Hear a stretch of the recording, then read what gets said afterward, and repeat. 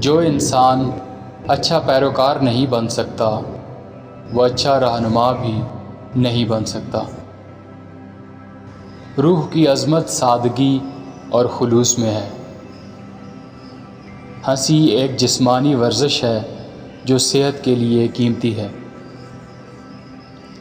دل کی تعلیم کے بغیر دماغ کو تعلیم دینا کوئی تعلیم نہیں ہے۔ جتنا زیادہ آپ جانتے ہیں اتنا ہی آپ جانتے ہیں کہ آپ نہیں جانتے۔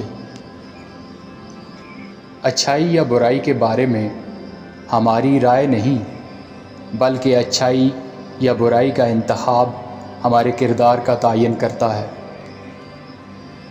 تنقید ایک ایسی چیز ہے جس سے ہم بآسانی بچ سکتے ہیں، محض کچھ نہ بول کر، کچھ نہ کر کے اور کچھ نہ بن کر۔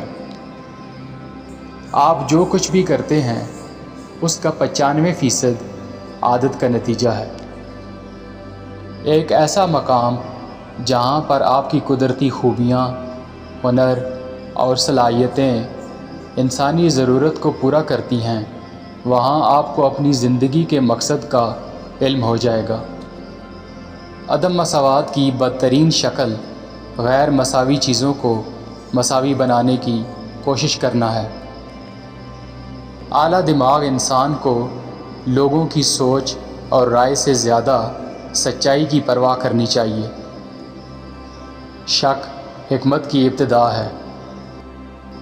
ہم درد کے بغیر سیکھ نہیں سکتے۔ برف کے ٹکڑے کی خوبصورتی کی تعریف کرنے کے لیے سردی میں باہر کھڑے ہونا ضروری ہے۔